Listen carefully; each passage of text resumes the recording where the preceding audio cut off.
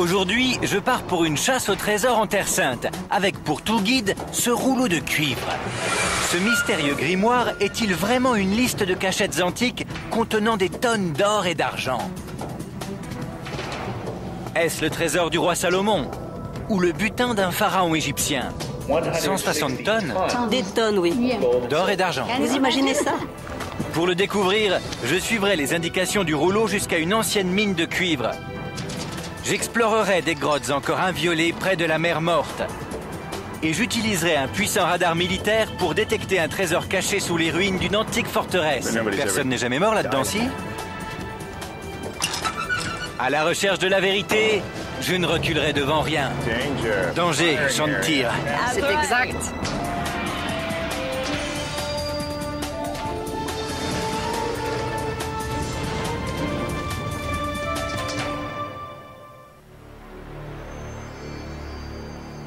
Bienvenue dans la salle des manuscrits de la mer Morte. Découverts en 1947, ces textes sont peut-être les objets les plus importants de l'archéologie biblique. Cet ensemble de presque 800 manuscrits a jeté un nouvel éclairage sur les évangiles. Bonjour, je m'appelle Josh Bernstein et je suis en Terre Sainte pour étudier de plus près un manuscrit qui pose plus de questions qu'il n'apporte de réponses. Le rouleau de cuivre. Parmi tous les trésors retrouvés au Moyen-Orient, c'est un objet unique en son genre. Des archéologues l'ont découvert par hasard en 1952 alors qu'ils recherchaient des parchemins vieux de 2000 ans, les célèbres manuscrits de la mer Morte.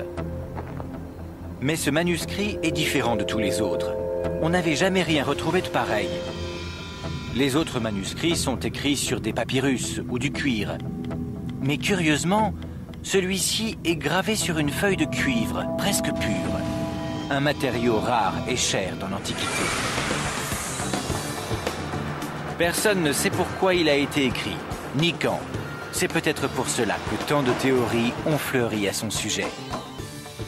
Je vais commencer mon enquête en allant voir le manuscrit lui-même. Il ne se trouve pas en Israël avec les autres manuscrits, mais en Jordanie. En effet, dans les années 50, la Cisjordanie, où a été retrouvé le manuscrit, faisait partie de la Jordanie. Et 50 ans plus tard, le manuscrit est demeuré en territoire jordanien. Je suis à Amman, la capitale de la Jordanie. Le rouleau de cuivre est conservé ici, au musée archéologique de Jordanie. Et je me suis arrangé pour qu'on puisse s'approcher de lui. Aïda Nagawi, la directrice du musée, me mène jusqu'à une vitrine un peu à l'écart.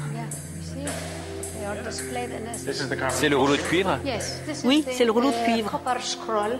C'est le vrai, oui. Et ça, c'est une copie. Il a été trouvé comme ça? Oui, on l'a trouvé comme ça et on l'a découpé en morceaux. En 23 morceaux. En 23 morceaux au total? En 23 morceaux.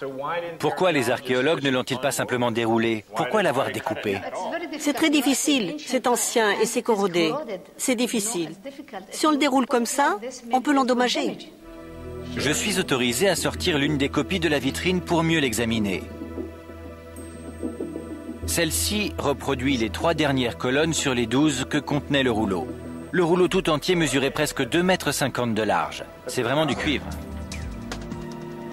La plupart des experts pensent qu'il a été écrit à la même période que les autres manuscrits de la mer Morte, dont on est certain qu'il date de la deuxième moitié du 1er siècle. Mais la datation au carbone 14, qui a permis de dater les manuscrits sur papyrus ou sur cuir, ne peut pas être appliquée au cuivre. Vous savez ce que ça dit? Quelqu'un a traduit l'ensemble? Oui, les experts qui l'ont traduit disent que le texte mentionne une description détaillée d'un trésor caché en Palestine. Et en quoi consiste ce trésor? Ça parle de 63 trésors cachés, d'or et d'argent, équivalent à 160 tonnes d'or et d'argent. Impossible. Vous imaginez ça? 63 trésors cachés? En or, oui. 160 tonnes d'or et d'argent sont cachés quelque part? Quelque part en Palestine. Quelqu'un l'a trouvé? Non, non, pas encore. Toutes les tentatives ont échoué. C'est toujours là. C'est une liste toute simple, mais indéchiffrable d'une 60aine de lieux. Dans les ruines de la vallée d'Aror, sous les marches qui s'ouvrent à l'est, descendre de 40 coudées, un coffre d'argent et ses vases. Certains chercheurs ont chiffré la valeur du trésor à plusieurs milliards d'euros. Les quantités d'or et d'argent mentionnées sont si grandes que beaucoup d'experts n'y voient que des exagérations légendaires. D'autres encore ont jugé qu'il s'agit d'un simple canular. Mais aujourd'hui, la plupart des archéologues s'accordent à penser que le rouleau est authentique, même si bien sûr les lieux indiqués sont restés un mystère. Une chose est sûre, c'est une histoire bien trop intrigante pour ne pas la creuser. Je décide de me lancer dans une enquête afin de déterminer s'il y a vraiment un trésor enfoui quelque part sous les sables du désert de Judée. Je vais débuter mes recherches là où l'on a découvert le manuscrit, il y a 57 ans, près des grottes de Qumran, sur la rive ouest de la mer Morte. Bienvenue à Qumran. C'est ici, dans les grottes de ces falaises, qu'on a découvert les manuscrits de la mer Morte et le rouleau de cuivre. Dans un paysage renommé pour ses pentes abruptes et caillouteuses, il y a des cavernes plus difficiles à atteindre que d'autres. Si quelqu'un voulait cacher une carte au trésor d'une valeur inestimable, il ne pourrait pas trouver d'endroit plus approprié. Alison ? Josh! Bonjour, ça va? Ça va et vous? Bien, merci. Pour me conduire à ces grottes, j'ai enrôlé Alison Scofield, une spécialiste des études bibliques. Elle est convaincue que les trésors existent réellement. Je vais vous emmener à la grotte numéro 3, mais d'abord on va s'arrêter à la 6, ici, à Wadi Qumran. Parfait, on va s'amuser. La grotte numéro 3, où fut découvert le rouleau de cuivre, se trouve un peu plus loin, mais nous allons faire un détour pour voir une autre grotte au passage. En descendant par ici, on comprend mieux les risques pris par les gardiens du secret pour cacher leurs précieux documents. Un peu plus bas, la grotte numéro 6, l'une des 11 grottes qui contenaient des manuscrits.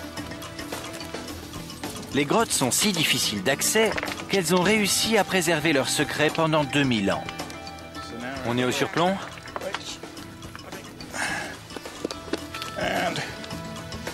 Après avoir passé le surplomb, il reste une descente de 10 mètres jusqu'à la corniche devant la grotte. On est arrivé! Et voilà! Ce sont des bergers bédouins qui trouvèrent les premiers manuscrits. Et comme ils en tirèrent un bon prix, ils se mirent à explorer les grottes des environs dans l'espoir d'en trouver d'autres. C'est énorme cette grotte. Oui, c'est une des plus grandes. Les manuscrits furent découverts tout près de l'entrée. Alors, après la découverte des manuscrits de la mer Morte, il s'est écoulé combien de temps jusqu'à la découverte du rouleau? Les premiers manuscrits furent découverts en 1947 et il n'a pas fallu longtemps aux archéologues pour comprendre qu'il devait y en avoir d'autres. Ils ont alors lancé des fouilles systématiques et en 1952, ils ont trouvé le rouleau de cuivre dans la grotte 3. C'est celle-là que je veux voir, la grotte numéro 3. Pour y arriver depuis la grotte 6, plus besoin de matériel d'escalade, c'est à quelques pas seulement. La grotte 3 contenait aussi des manuscrits sur papyrus qui figurent parmi les rares manuscrits découverts par des archéologues et non par des bédouins. Donc c'est ici que le rouleau de cuivre a été découvert? Oui, là où il y avait avant une saillie au fond. C'est loin? J'espérais pouvoir entrer dans la grotte, mais Alison m'explique que les autorités ont condamné l'accès afin de protéger les chauves-souris. D'accord, c'est un truc écolo. Oui. Ne perturbons pas les chauves-souris. Bon, c'est pas très profond, je vois à peu près où les choses devaient se trouver. Oui. Donc vers le fond de cette grotte, une chose m'intrigue. Puisque le rouleau de cuivre n'a pas été récupéré par son auteur, le trésor n'a pas dû l'être non plus. On dirait qu'il y a un double mystère ici. Un, les écrits sont sur du cuivre. Pourquoi? Et deuxièmement, le texte est tellement inhabituel comparé aux autres manuscrits de la mer Morte. C'est vrai, le rouleau de cuivre est plutôt un fichier d'archives. C'est écrit, c'est très ennuyeux. Mais c'est une carte au trésor. Ça peut pas être ennuyeux, ça. Bon, ce n'est pas ennuyeux pour moi, mais la façon dont c'est écrit, c'est pas « il était une fois ». C'est rédigé comme un fichier de comptable. C'est de loin le plus mystérieux de tous les manuscrits découverts ici. C'était un coup de chance. Dans un instant, je vais graver mon propre rouleau de cuivre et je vais essayer de déchiffrer le code secret d'une antique carte au trésor. Je suis sur la piste du plus prodigieux et du plus mystérieux des trésors antiques. Ce rouleau de cuivre indique-t-il vraiment l'emplacement d'un trésor d'or et d'argent? Et si c'est le cas, est-il toujours enfoui dans les sables du désert de Judée 2000 ans plus tard? C'est plutôt difficile à croire. C'est pourquoi j'ai décidé de prendre le temps d'examiner soigneusement le support lui-même. Pour étudier sa composition, je retourne à Jérusalem, dans le souk de la vieille ville. J'ai rendez-vous avec un spécialiste des métaux antiques qui connaît parfaitement les techniques utilisées pour fabriquer ce genre de rouleau. Robert Feather est écrivain et expert en métallurgie antique. Ses compétences l'ont mené par des chemins de traverse à s'intéresser au texte du rouleau. Maintenant, il me faut des outils. Sous la surveillance de Robert, je vais moi-même essayer de graver des signes sur une feuille de cuivre. Je travaille sur celui-là. C'est du beau boulot, hein. Et en tant que spécialiste des métaux, vous avez étudié la fabrication du rouleau de cuivre pour comprendre sa signification? Quand j'ai appris qu'un des manuscrits de la mer Morte était gravé sur une feuille de cuivre pratiquement pure, ça a alerté ma curiosité. Je n'arrivais pas à comprendre. Mes antennes métallurgiques ont commencé à frétiller. La gravure sur métal était courante au 1er siècle de notre ère. Mais on gravait normalement sur du bronze, un alliage de cuivre et d'étain plus dur que le cuivre. En fait, à l'époque, cela faisait plus de 1000 ans que le cuivre pur n'était plus utilisé comme support d'écriture. Mais d'après Robert, le cuivre pur aurait justement été choisi pour sa flexibilité. Une fois le texte gravé, il fallait enrouler la feuille de cuivre. C'était difficile? C'est justement pour ça qu'il faut que ce soit un cuivre très très pur. S'il contient plus de 0,4 ou 0,5% d'étain, on ne peut plus l'enrouler. Essayez d'enrouler celui-là. Ça se plie très facilement. Maintenant que je sais pourquoi ils choisirent le cuivre, il ne me reste plus qu'à essayer de le graver, comme ils le firent il y a 2000 ans. Les mêmes outils, aussi semblables que possible. Des poinçons d'acier. Je vais vous donner la version transcrite du rouleau de cuivre pour que vous puissiez copier une lettre. Dans la grotte. C'est bien, c'est excellent. C'est excellent. Vous auriez pu être scribe. Je l'étais peut-être dans une autre vie. On ne sait jamais. 2 lignes horizontales maintenant pour compléter la lettre. Il n'est pas si facile de former parfaitement les lettres. Vous voyez, ça a l'air un peu plus long en bas. Vous avez raison. Une seule erreur de frappe, un signe plus long ou une ligne trop courte et le sens du texte change du tout au tout. Le manuscrit contient beaucoup d'erreurs de ce genre, compliquant singulièrement la tâche des chercheurs qui ont tenté de déchiffrer le texte. Pour en savoir plus sur ce que dit réellement le rouleau, je vais m'entretenir avec un chercheur qui a étudié le texte en détail. Je suis à Jérusalem pour rencontrer le professeur Kyle McCarter de l'université Johns Hopkins, spécialiste des écritures anciennes. Bonjour, ça va? Bonjour, ça va? Cela fait plus de 20 ans qu'il étudie le rouleau de cuivre et il pense que les erreurs du texte trahissent les intentions réelles des auteurs. Ce sont des erreurs que les scribes ne font pas habituellement. Quel genre d'erreur? Il a mal orthographié des mots. Il a écrit un mot que l'on comprend, mais il a écrit la mauvaise lettre finale de ce mot. Ce n'est pas le genre de faute que fait une personne qui sait lire cette langue. C'est comme si vous et moi devions copier quelque chose, qu'on comprenait le français, mais qu'on ne savait pas le lire. Et si on voyait un Q mal formé et qu'on pensait que ce devait être un O, si on parlait français, on n'écrirait jamais un O à la place d'un Q, parce que le mot n'aurait pas de sens écrit comme ça. Mais si vous étiez illettré, vous pourriez faire ce genre d'erreur. Et c'est ce que fait le graveur. Il fait de temps en temps des erreurs en gravant des lettres qui clairement ne sont pas les bonnes. Oui. Kyle a identifié 30 erreurs de ce type dans le texte. D'après lui, le graveur s'est peu à peu habitué à écrire des lettres qu'il ne comprenait pas. Et il a commencé à les mélanger. Par exemple, ici, le graveur a écrit la lettre non, alors qu'il aurait dû écrire la lettre rei pour former le mot aphore, creuser. Je crois que c'était un fondeur de cuivre, mais je pense qu'il était probablement illettré. Si quelqu'un avait cette liste, qui était très importante, pourquoi est-ce qu'il la confierait à un graveur illettré incapable de la copier correctement? Justement parce qu'il était illettré, parce qu'on ne voulait pas qu'il sache ce qu'il écrivait. En d'autres termes, c'était des biens dissimulés, c'était un secret. Effectivement, c'est logique. On ne veut pas qu'ils lisent le texte et qu'ils se disent « je ne veux pas faire une copie, je vais tout simplement aller déterrer le trésor ». Tout à fait. La théorie de Kyle, c'est que quelqu'un a établi sur un papyrus ou sur du cuir une liste de trésors et leurs cachettes. Ensuite, il a engagé un artisan illettré pour copier le texte sur une feuille de cuivre, un matériau fiable, assuré de durer longtemps. Mais qui a écrit le premier document? Le rouleau n'en dit rien. mais on peut le deviner. À l'époque de la rédaction de ce document, qui aurait disposé d'une telle richesse? À l'époque, il y avait une seule institution en Judée qui pouvait avoir accumulé autant d'argent, et c'est le Temple de Jérusalem.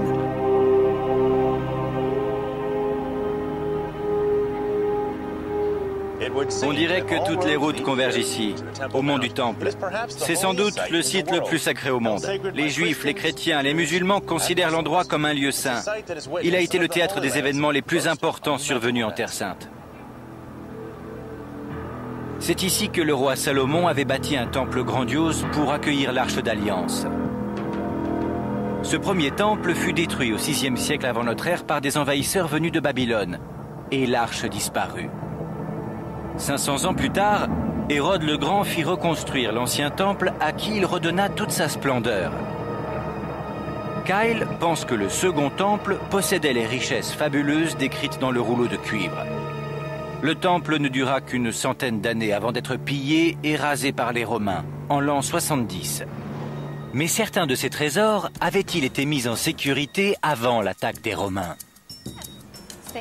Je retrouve Alison Schofield sur une colline qui surplombe le dôme du Rocher. C'est le plus ancien sanctuaire musulman et il a été construit sur les ruines du temple au 7e siècle. Le second temple avait une importance capitale à l'époque. Ce n'était pas seulement le cœur de la vie religieuse, mais c'était aussi le centre de la vie politique, un peu comme si c'était l'Assemblée nationale du pays. Mais il abritait aussi l'activité judiciaire, comme s'il y avait la Cour suprême. Et comme c'était aussi le centre de la vie économique, il abritait le département des finances. Il paraît logique que c'était la seule institution qui pouvait disposer d'autant de richesses qu'en décrit le rouleau de cuivre. On sait où se serait trouvé le trésor sur le mont du Temple? Vous voyez ces arches-là? Là où sont les arches, c'était l'entrée de la porte dorée. On entrait directement dans le Saint des Saints. C'est là que le trésor devait être gardé. Admettons que le trésor était là. Pourquoi est-ce qu'on l'aurait déplacé? Pour comprendre ça, il faut connaître l'histoire. Les Romains contrôlaient totalement le pays depuis 120 ans. Et en 66, les Juifs se révoltèrent contre l'ordre romain. Bien entendu, c'était un mouvement courageux, mais voué à l'échec, et rapidement les Romains reprirent le dessus. Et le temple fut détruit? Oui, et puisqu'ils savaient que les Romains arrivaient, ça paraît logique qu'ils aient transporté le trésor hors du temple et qu'ils l'aient caché quelque part. 900 talents reposent au fond de la grande citerne, dans la cour du péristyle. 42 talents sont étalés sous les marches du puits de sel. 65 barres d'or sont cachées sur le 3e niveau de la cave de la maison du vieux laveur.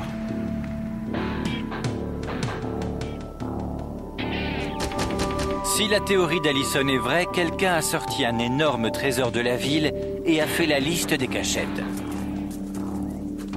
Allison propose de me montrer le chemin que le trésor a peut-être suivi. À l'époque, plusieurs prêtres juifs de différentes sectes avaient accès au temple. Mais l'un des groupes semble plus lié que les autres à l'histoire du rouleau de cuivre. Les Esséniens étaient une secte juive qui vivait en dehors de Jérusalem, à Qumran. La plupart des chercheurs pensent qu'ils sont les auteurs des manuscrits de la mer Morte. Mais ont-ils aussi caché le trésor du temple? Allison m'emmène dans une zone à l'abandon, à l'extérieur des murs de la vieille ville. Elle a peut-être la réponse à ma question. Les Romains sont passés ici? Oui, les restes de colonnes qu'on voit ici viennent des Romains. Grâce à l'occupation romaine, nous avons des références historiques précises pour cet endroit que les Romains avaient baptisé le quartier essénien. Ici, nous marchons directement au-dessus du mur du second temple. Et voilà ce que je voulais vous montrer. C'est pour ça qu'on est venu? Oui, ici c'est la poterne des Esséniens. Où ça? C'est difficile à voir, mais ces pierres plates, ces deux pierres-là, c'est tout ce qui reste vraiment de la poterne, et ces deux larges blocs qui les flanquent de chaque côté. Donc, quand on parle du trésor qui sort du temple, c'est par cette poterne qu'il est sorti ou bien c'est une supposition? C'est une possibilité. La poterne ici, c'est un indice que des Esséniens vivaient dans la vieille ville de Jérusalem. pas seulement à Qumran, mais probablement ici aussi. Si on admet l'idée que ce sont les Esséniens qui ont rédigé les manuscrits de la mer Morte, et bien sûr le rouleau de cuivre, ça établit un lien entre le rouleau et Jérusalem. Allison a apporté des cartes de la ville pour me montrer la route qu'a pu suivre le trésor. Ici, on a la poterne des Esséniens. Et ce serait approximativement ici, comme on peut le voir d'après l'emplacement des murailles. La poterne donne sur une vallée orientée à l'est, vers la colonie essénienne de Qumran, dans le désert de Judée. Selon cette théorie, les Esséniens auraient emporté cet immense trésor alors que les Romains allaient fondre sur la ville. Dans un instant, je vais voyager dans le désert de Judée à la recherche d'un trésor perdu. Je vais rencontrer un excentrique texan convaincu qu'il va bientôt mettre à jour le trésor. Je suis en Israël, en compagnie d'Alison Schofield, archéologue et spécialiste du rouleau de cuivre. Nous sommes à la recherche des trésors mentionnés sur le fameux rouleau. Danger, champ de tir, très bien. Chaque trésor présente des risques. C'est vrai, attention. Nous traversons un camp d'entraînement de l'armée israélienne entre Jérusalem et Qumran. Selon Allison, les trésors énumérés sur le rouleau de cuivre proviennent sans doute du Second Temple. À l'approche de l'armée romaine qui venait écraser une rébellion juive, les prêtres esséniens ont peut-être transporté le trésor du temple hors des murs de la ville pour le cacher à proximité de leur campement, dans le désert de Judée. C'est pas très joli, Oui, hein? c'est plutôt désolé. Les Esséniens vivaient non loin d'ici, à Qumran. Et à l'époque, la vallée avait sans doute le même aspect désolé qu'aujourd'hui. C'est ici. L'importance de la vallée tient au fait qu'elle se situe sur une voie de communication majeure entre Jérusalem et Qumran.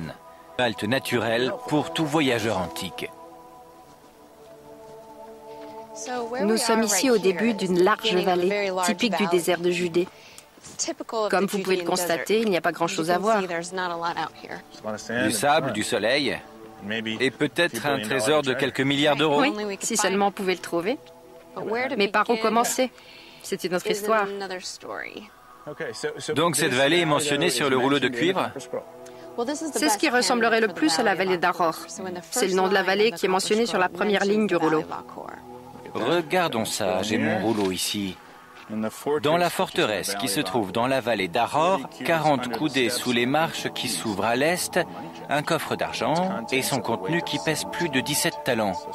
Donc quelque part autour d'ici, si c'est la bonne vallée, mais admettons, il y a une forteresse, des marches vers l'est et un coffre. Par où commencer? Disons que c'est ici, d'accord? La chasse au trésor commence ici. Comment on fait pour savoir où il faut creuser? Le problème, c'est qu'ils ont utilisé des cachettes banales, des presses à huile, des escaliers, des cachettes ordinaires. Il y a une autre possibilité que tout chercheur de trésors doit envisager. Les trésors ont peut-être déjà été exhumés. Après tout, celui qui a caché les trésors avait probablement l'intention de les récupérer, une fois les choses calmées. Il n'y a qu'un moyen de savoir ce qui s'est passé. Trouver un des emplacements indiqués par le rouleau et commencer à creuser.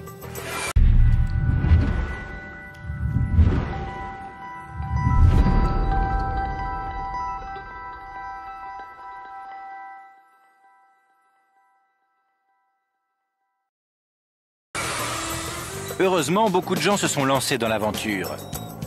Et l'un d'entre eux a trouvé quelque chose. Il m'a fixé rendez-vous le lendemain sur le site de ses fouilles, où il creuse depuis 30 ans. Ce n'est pas très loin de la grotte numéro 3 où le rouleau de cuivre a été découvert.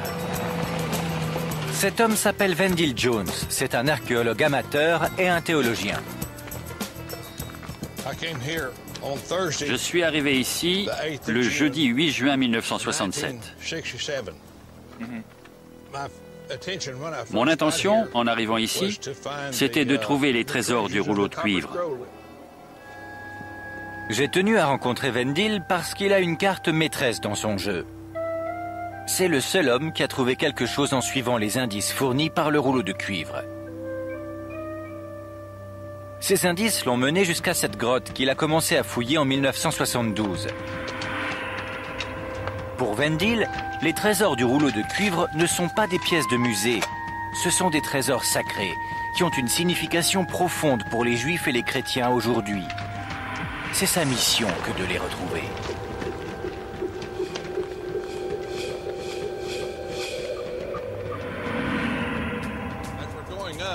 Et là, dans la pente, c'est la grotte de la colonne. Elle a 2 entrées qui sont décrites dans le rouleau de cuivre. Ouais. Ça, c'est l'ouverture. Mais la caverne s'enfonce jusqu'à 75 mètres.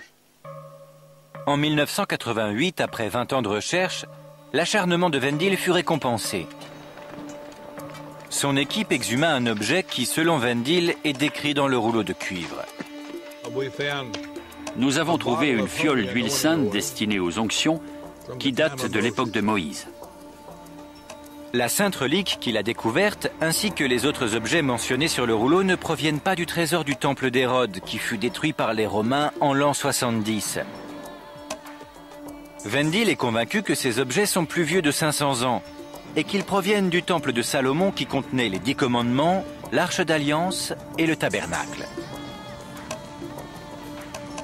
Sa théorie est basée sur ces 6 lettres qu'il traduit par le mot tabernacle. Je pense que c'est le tabernacle. Pourquoi? Le tabernacle parce que c'est ce que ça dit. Kan, Mishkan. Voici le tabernacle. Rabodash Shishi, sur le 3e niveau. Et tous les objets dorés. Quand vous cherchez le trésor du rouleau de cuivre, en fait, vous cherchez l'arche d'alliance. Oui. C'est une des choses que je recherche. Donc cette carte au trésor est la plus précieuse jamais écrite. Bien sûr. Bien sûr. Vous imaginez les répercussions que ça aura sur le monde Oui. quand on trouvera le tabernacle? Et pour vous, ce n'est pas une question de si. Non, c'est quand. Vendil est pratiquement le seul à croire à sa théorie. La plupart des archéologues qui ont examiné la fiole estiment qu'elle est typique de l'époque du Second Temple. Certes, l'huile contenue dans la fiole est semblable à celle qu'on utilisait pour oindre rois et prêtres lors des cérémonies, mais il en faudra plus pour que Vendil puisse convaincre la communauté scientifique que sa fiole provient bien du temple de Salomon. C'est ici que nous allons creuser la prochaine fois. On va ouvrir ça, là, sous la pente. Vous pensez que tout le contenu du premier temple, le trésor, tout l'or, C'est ici. Il y a un coffre d'argent qui contient les vêtements du grand prêtre Aaron. Ça vient aussi de la traduction du rouleau de cuivre? Oui, Votre traduction est totalement différente de celle que j'ai. je sais. C'est parce qu'ils ne savent pas de quoi ils parlent. Je vois, d'accord. Je sais de quoi je parle. Et nous avons découvert ces objets qui valident la description du rouleau de cuivre. Voilà une preuve de plus de la difficulté d'interprétation de l'écriture archaïque du rouleau. Tant que d'autres objets n'auront pas été retrouvés, la question de l'origine du trésor restera posée. Dans un instant, je vais me pencher sur une 3e théorie très différente des 2 précédentes. Appelons-la la piste égyptienne. Ce manuscrit antique est l'un des plus grands mystères de l'histoire. Une carte au trésor indéchiffrable, gravée sur une feuille de cuivre. Je n'ai jamais rien rencontré de pareil dans mes voyages. Et plus on étudie le document, plus on rencontre de questions. Certains pensent que le rouleau établit la liste des trésors du premier temple bâti par Salomon. D'autres croient que ce sont les trésors du second temple construit par Hérode le Grand. Et je viens d'apprendre l'existence d'une 3e théorie. Je pars à 300 km au sud de Qumran, vers les anciennes mines de Timna, où je dois retrouver Robert Feather. En retrouvant le lieu d'extraction du minerai de cuivre, Robert Feather a développé une théorie surprenante sur l'origine du rouleau. Timna est l'une des plus anciennes mines du monde. On a commencé à extraire ici du minerai de cuivre il y a plus de 6000 ans. Les mineurs suivaient les veines de cuivre et creusaient leur chemin dans la falaise. Comme en témoigne ce tunnel. Il faut ramper. Avancez. Le cuivre fondu n'est jamais pur à 100%. En analysant la proportion d'impuretés, les chercheurs peuvent déterminer l'origine du minerai. Voici une petite veine de cuivre dans la roche. Un peu d'eau fait ressortir sa couleur verte. Est-ce que c'est le cuivre qu'on retrouve dans le rouleau de cuivre? Il y a de bonnes chances. L'analyse chimique du minerai extrait d'ici, une fois qu'il a été fondu, est la suivante. Peu d'étain, un peu d'arsenic, un peu de phosphore, un peu de fer. Ça se rapproche de très près de l'analyse du rouleau lui-même. Mais plus Robert étudiait le rouleau, et plus une question le taraudait. Au 1er siècle de notre ère, à l'époque où selon la plupart des archéologues le rouleau a été gravé, le cuivre pur n'était plus en usage depuis 1 millier d'années. Et de plus, en l'an 1000 avant notre ère, quand le cuivre était fréquemment utilisé, les mineurs qui extrayaient le minerai à Timna étaient des Égyptiens. Robert m'emmène voir un sanctuaire vieux de 3000 ans près de la mine. Il est dédié à la déesse égyptienne Hathor.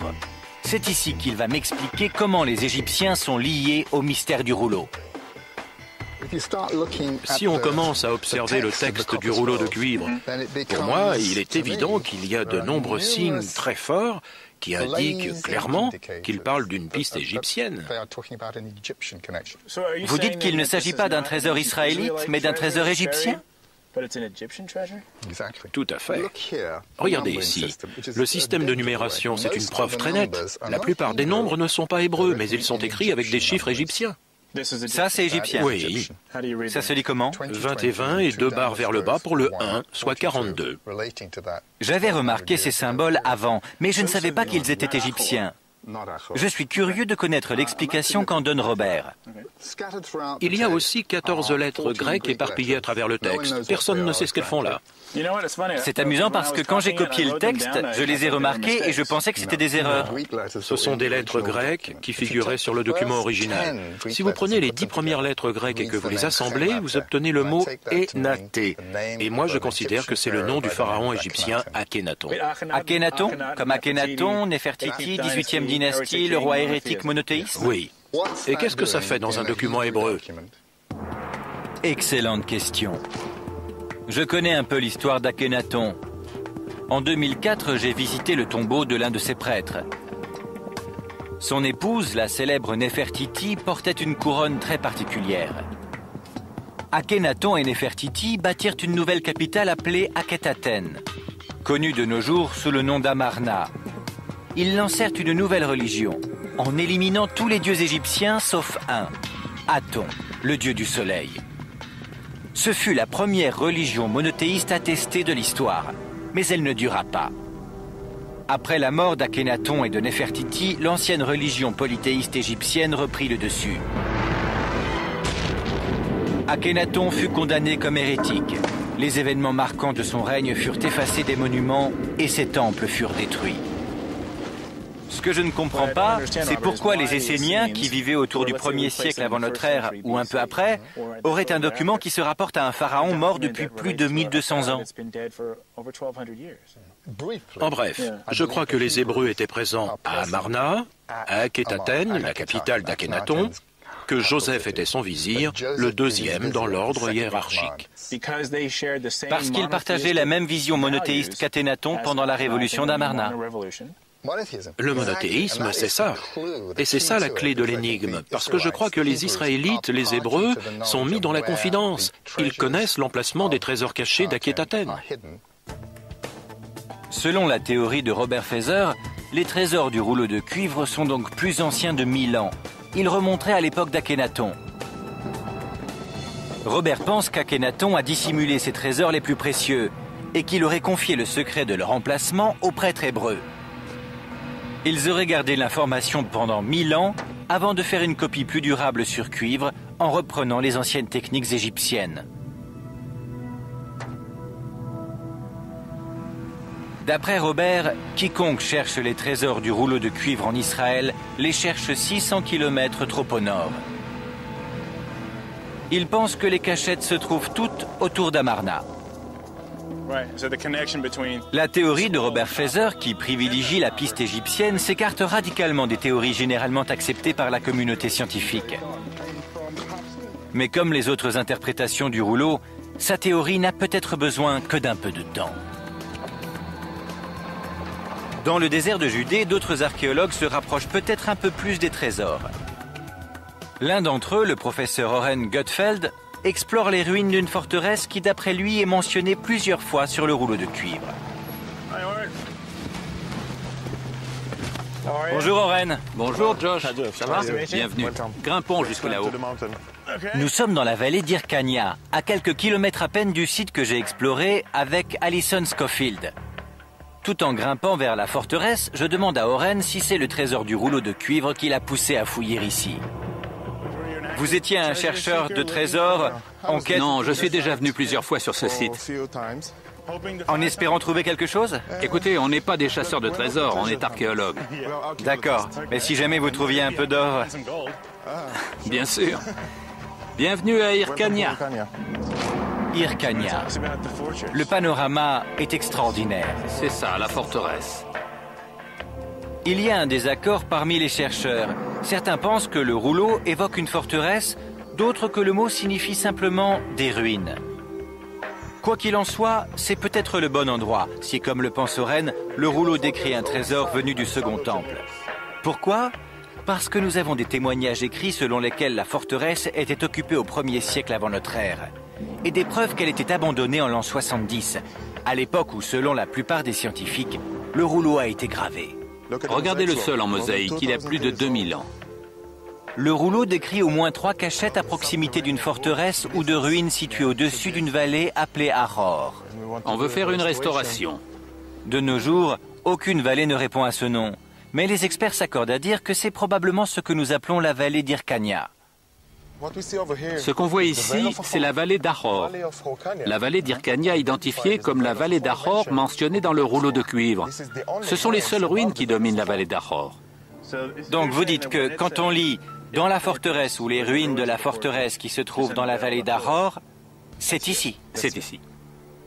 40 coudées sous les marches qui s'ouvrent à l'est. Exactement. Et donc, s'il y a... Oui, il y a 2 escaliers. Il y a 2 escaliers ici? Juste en dessous du sommet de la montagne. On a découvert un tunnel creusé dans le roc, taillé dans le roc avec des marches qui s'enfoncent exactement sous le sommet de la montagne. Super. C'est tout à fait étonnant. Je peux voir? Allons-y. Ça fait un moment que je cherche ça. Cette fois, on fait des progrès. Dans un instant, je vais me retrouver un radar à la main à la recherche d'un trésor qui vaut peut-être plus d'1 milliard d'euros. Les indices trouvés sur le rouleau de cuivre m'ont conduit jusqu'aux ruines d'Hyrcania qui datent de 2000 ans. Elles se trouvent à 15 km à peine à l'est de Jérusalem. Le pénible travail des fouilles vient tout juste de commencer.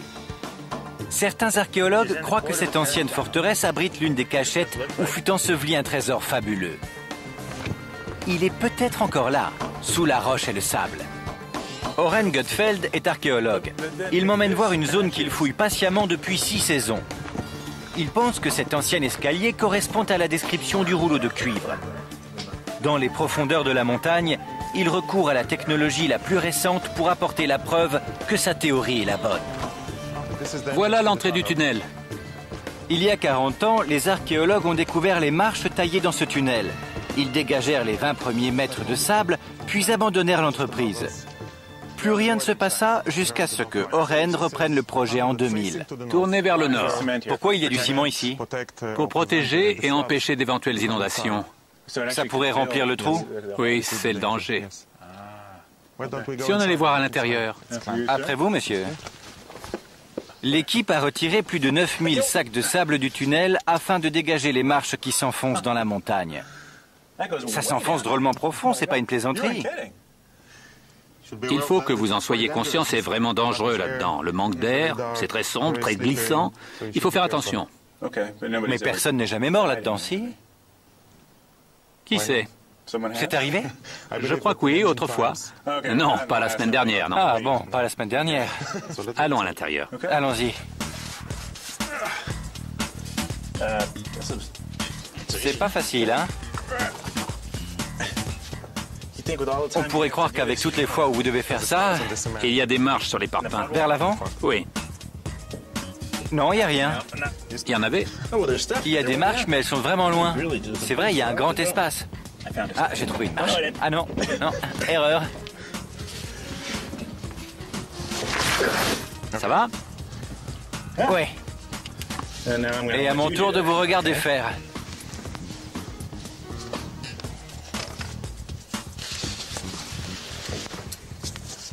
C'est ça, faites croire que c'est facile. Le manque d'air est réel. Mais un ventilateur et un tuyau d'aluminium réduisent le problème. Un peu bruyant, mais vital. Donc l'escalier était là. Oui, il était là il y a 2000 ans. Alors la première fois que vous êtes descendu, vous vous êtes dit qu'il y avait peut-être un trésor en bas. C'était tellement palpitant.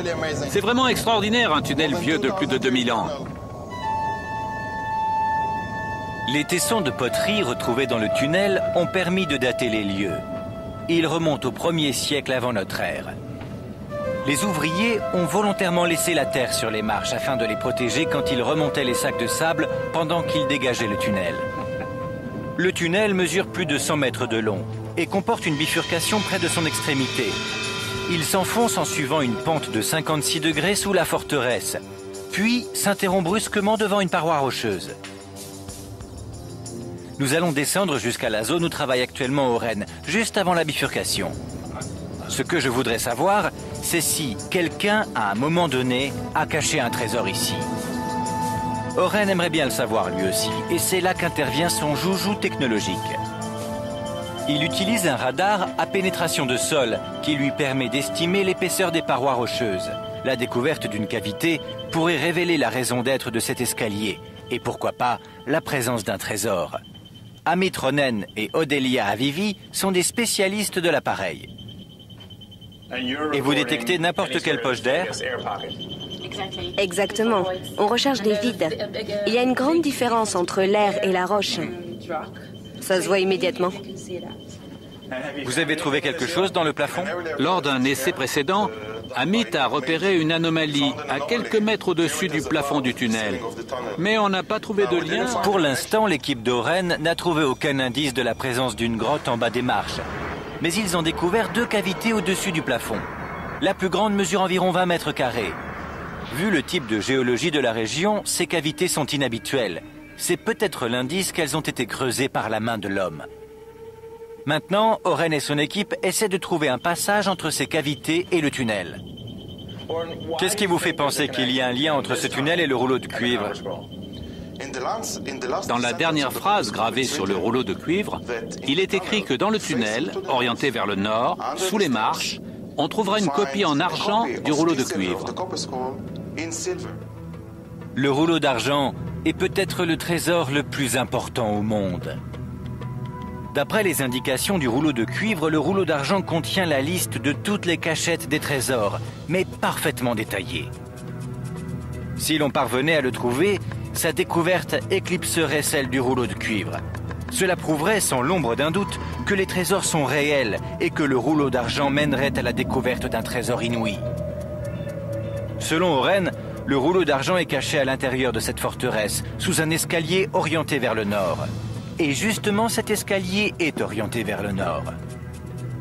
Oren avance centimètre après centimètre. Il explore les parois minutieusement, à la recherche de la moindre cavité.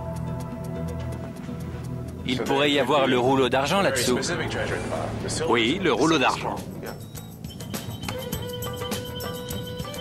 Il reste beaucoup de travail à faire à la forteresse d'Hyrcania. Bien des mystères peuvent être résolus avec un radar à pénétration de sol. Pourquoi cet escalier a-t-il été creusé dans le roc? À quoi conduisait-il? Personne ne le sait. Mais si Oren trouve à quoi conduisait le tunnel, il trouvera peut-être en même temps un trésor d'une valeur inestimable. Bien entendu, le trésor est peut-être parti depuis longtemps. Il a peut-être été récupéré par les gens qui l'avaient caché, ou bien il a été trouvé un beau jour par quelqu'un qui a eu la chance de tomber dessus. En 2000 ans, tout est possible. Mais que le trésor provienne du temple de Salomon, ou du palais d'Akhénaton, ou du temple d'Hérode, comme le croient presque tous les archéologues, une chose est sûre. Le rouleau de cuivre n'a pas fini de fasciner, et la chasse au trésor n'est pas terminée.